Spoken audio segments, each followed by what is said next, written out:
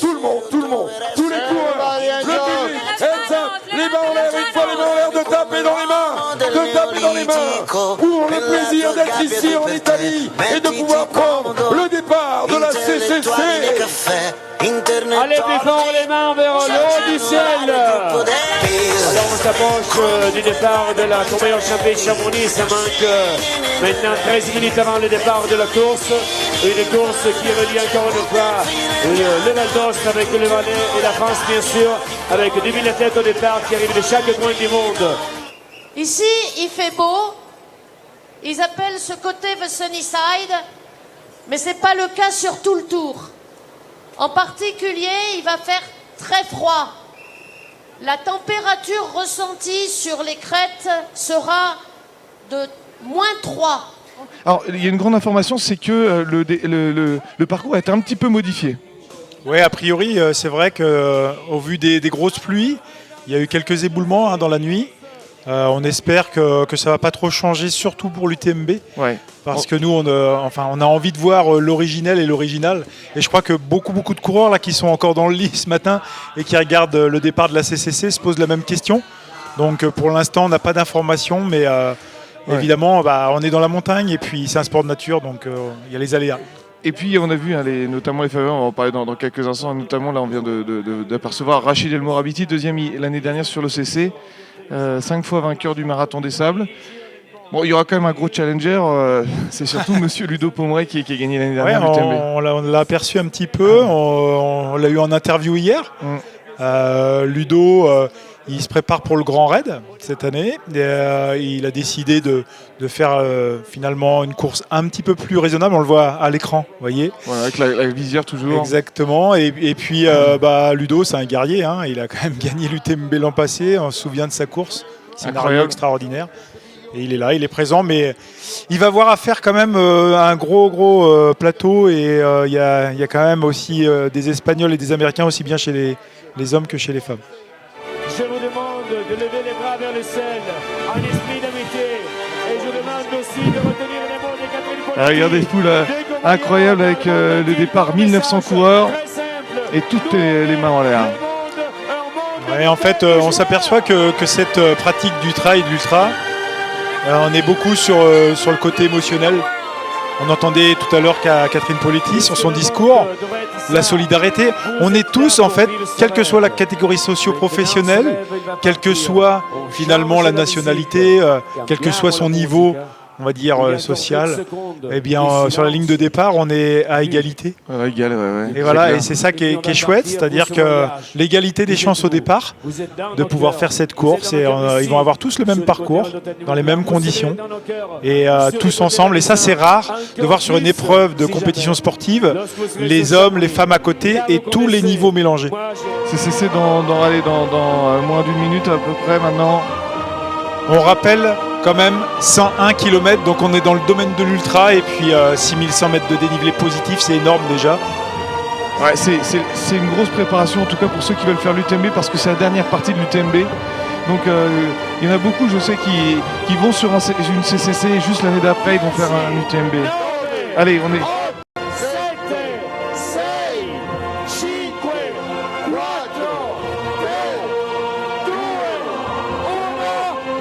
Allez, c'est parti pour le grand départ de la CCC 2017. Oui, on a vu Eden Hawks, gros favori, grosse cote ITRA, 914, c'est énorme. Avec Tom Owens, il a été aux côtés de Ludovic Pomeray, vous avez vu avec sa petite moustache, vous l'avez reconnu, il est dans le team Oka. Et je peux vous dire qu'il va très vite, ce jeune homme. Ah ouais, c'est incroyable et... ça donne des frissons à toute la foule, même s'il a un petit saut de son, mais c'était incroyable, un départ complètement fou.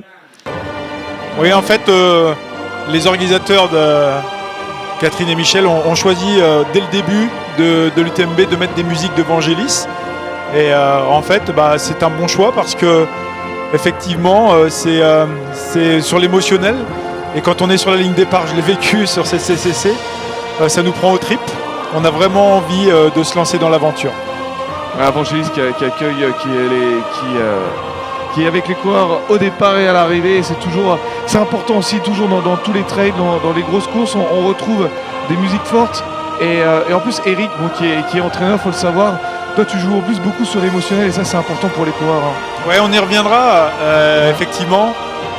Ce côté, on va dire, la musique, ça joue sur les émotions, ça joue sur le mental.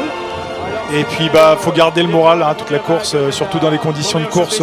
Quoi qu'il fait très beau ce matin, on dirait. Ouais. Sur Courmayeur, ils ont de la chance. Un hélico qui peut voler au-dessus et puis nous proposer ces magnifiques images que vous voyez.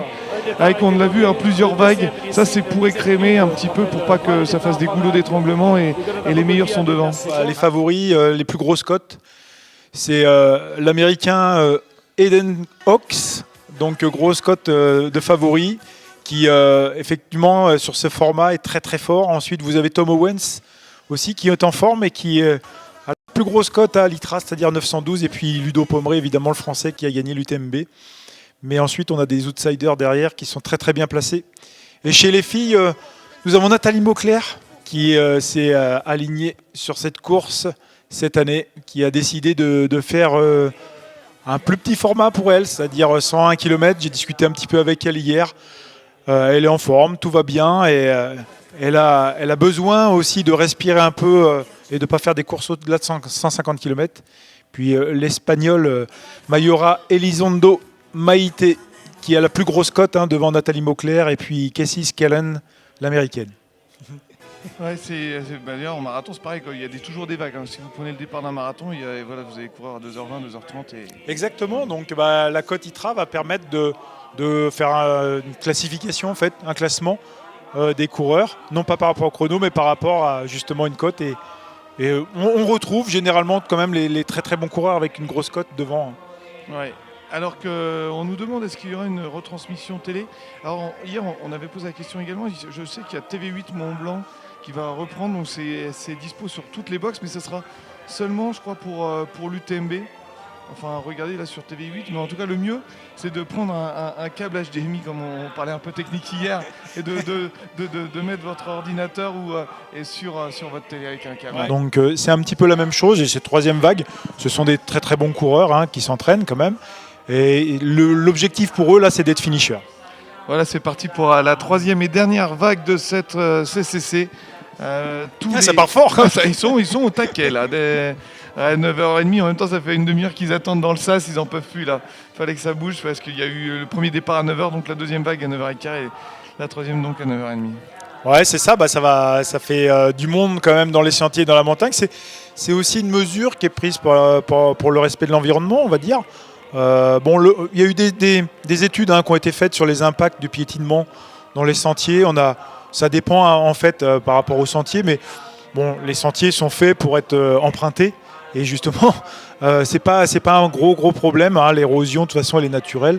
Il n'y a pas forcément un gros impact. Le plus gros impact en fait sur l'environnement, c'est les déchets. Les déchets, ça on le dit depuis des années, mais faut pas jeter les gels. Même les fruits, vous voyez, les peaux de banane, les choses comme ça, ça fait venir d'autres animaux, rats, des choses comme ça, et c'est pas bon pour l'environnement. Essayez de conserver vos déchets, de les mettre aux endroits où il faut. Allez, vous voyez les départs avec l'excitation forcément pour tous les coureurs, pour longue journée, voire 2 jours, pour la plupart d'ailleurs, avec une barrière horaire qui est fixée jusqu'à demain 20h15. Donc voilà, c'est 2 jours au milieu du massif des Alpes. Ils vont passer la nuit. La nuit dans la montagne, il ne faut pas l'oublier. La nuit, c'est hostile. Donc il faut se préparer à ça.